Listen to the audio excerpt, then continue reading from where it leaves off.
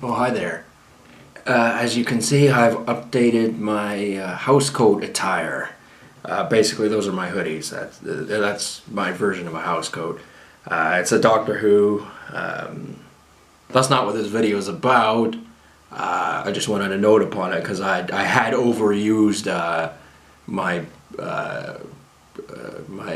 cultist hoodie and my red plaid hoodie. I had used them quite a bit, so I needed a new one. Anyway, this video is going to be about my review of Los Muertos Cerveza Negra beer. This is it over here. It's from a company called Bad Tattoo. I'll give you a closer look at it. Or is that too close? Or I don't know. Anyway, I've not had it before. I didn't even sample it before I started making this video, so my reaction to it, whether it's good or bad, will be authentic. I don't really know much about Bad Tattoo as a brewing company. I'm used to IPA and that sort of thing, because they have a few okay beers. Yeah, I poured it out into an Alexander Keith's glass because I have many beer glasses. I don't have any ones that are terribly unique. Like I'm talking like the horn ones with like a stand, or like the ones that are shaped like an egg that have a wooden stand. You can't get them anywhere. You can't order them online. Every time I've looked, they've not been there. You have to go to somewhere like Belgium to get them. It's absolutely ridiculous. And anyway, so I'm into collecting beer glasses. I got about 30, 40 of them. I'm not even really sure. I haven't picked up any recently. But anyway, I don't have a Los Muertos beer glass. And I wouldn't just pick up a beer glass for no reason. This Alexander Keith glass I got for free at a private liquor store many years ago. Alexander Keith beer is okay. Obviously, we're not going to talk about their former spokesman that nobody likes. Yeah, that was really bad image for Alexander Keith's, and let's forget about that.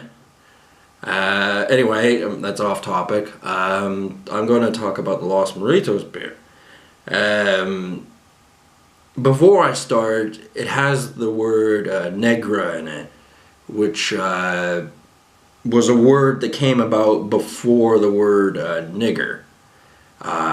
It means black. So I'm a little bit confused on why some black people are particularly offended by the word nigger. I mean, nigger is just a corruption of the word nigra, which just means black. I guess it was used in a derogatory term, or they were doing it when they were abusing them or something like that. I don't know. But negra in this case means the black woman.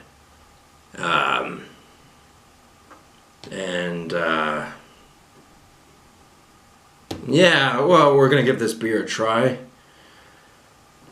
I think it's going to be disgusting, to be honest with you, but we'll give it a try.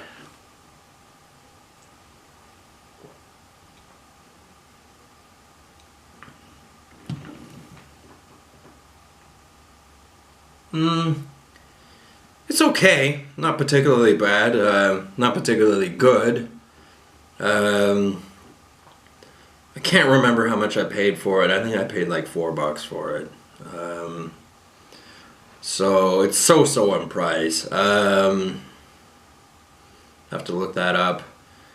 I don't think I'll be buying it again, but it's 5%, 650 milliliters. You gotta try new things. You know, give it a chance. And yes, yeah, it's really not much to the flavor. It's not overly hoppy, which is a good thing because you don't want too much hops in your beer. Sometimes if there's too much wheat in the beer, I do get a little bit of allergic reaction and my face gets a little bit red. That doesn't happen too often. My tolerance to alcohol is pretty high, actually.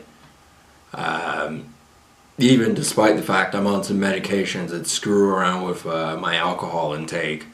I can't exactly prove those theories, but I'm going to make a video describing my personal thoughts on the medication and the effect it's had on my ability to drink alcohol. Because sometimes I feel like I can get drunk faster than I should be. Because I'm a 200-pound man. Like I should be able to handle a couple beers, but you know, lately I've just been going to sleep. Anyway, this beer, the company name is Bad Tattoo. I do go to a tattoo shop every now and then, you know, just to poke my nose around and see what's going on. But I have no interest in getting a tattoo myself. But yeah, this is just the brand, you know, the company name for it, so it doesn't mean a thing. But I do have a bit of heartburn. Excuse me one moment while I get me an Alka-Seltzer. Yeah, these things are, I like Alka-Seltzers. They taste good when they're fresh. And they're good for heartburn. They're supposed to be a pain reliever too, but I don't think they're much of a pain reliever. I think they just taste good is all. They're like pop, but you know they're a little different. But it's basically the same thing. I don't know how this comes about, like how this reaction happens, but it was funny because I had some Alka-Seltzer at work, and a woman from work was like, "Oh, somebody poisoned your drink! Oh my God!" And I was like, no, that's not poison. That's just an Alka-Seltzer.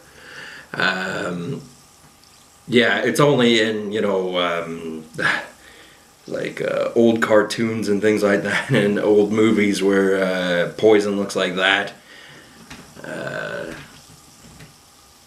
Yeah, in real life, people put stuff in your drink that you can't taste or smell, or you don't even know what hit you, which is a dirty, underhanded thing to do. I have a theory that happened to me one time because I blacked out on half a glass of Bacardi, and that just didn't make any sense. And evidently I had some sort of an episode when that happened. This happened many years ago, like 10 years ago. It's one of those things I can't prove, but it's irritating. Whatever, I mean, I'm still here, so I guess nothing that bad happened. Probably just made an ass out of myself. But whatever. Gonna have a little bit of Alka-Seltzer now.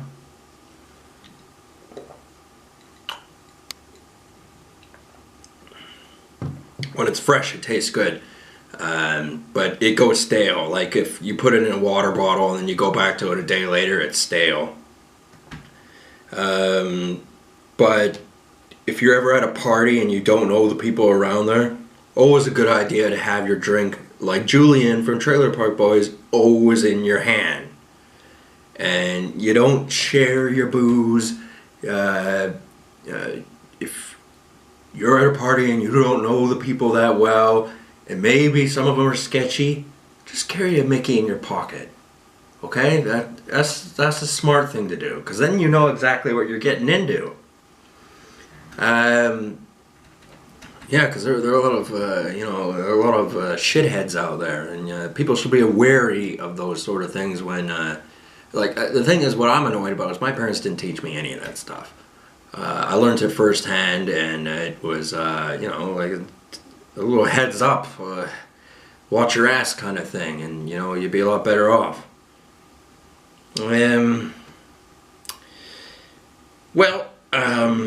This isn't the only alcoholic substance I have with me. I also got Lamb's Navy Rum. Yar har fiddly-dee. But I'm most certainly not going to drink a lot of that.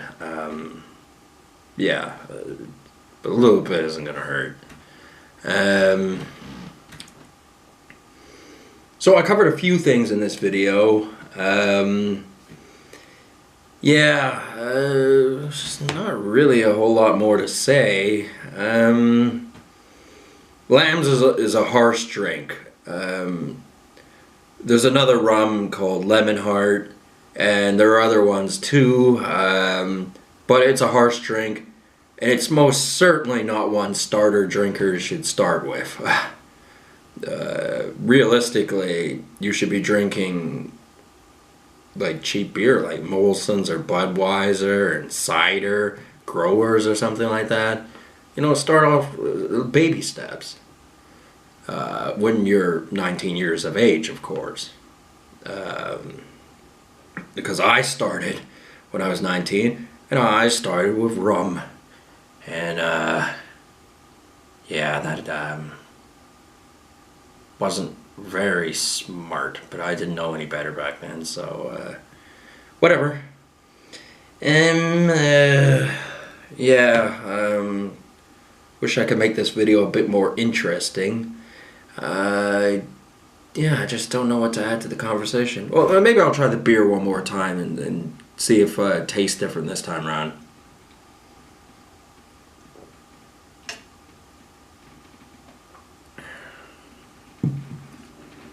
It's okay. Worth giving a try. I drink my beer warm. Okay, a lot of people don't understand. They go, "Why would you drink your beer warm?" Well, it's actually less harsh on the throat. So in the long run, it's better off for you to drink your beer warm, or maybe a little chill. But you don't want it ice cold. Anything that's too cold or too hot is bad for your throat, or at least not good for it. I mean, not that alcohol is going to be good for your body anyway, but you know, it's not a bad idea to drink it warm. But I actually prefer the flavor of warm beer.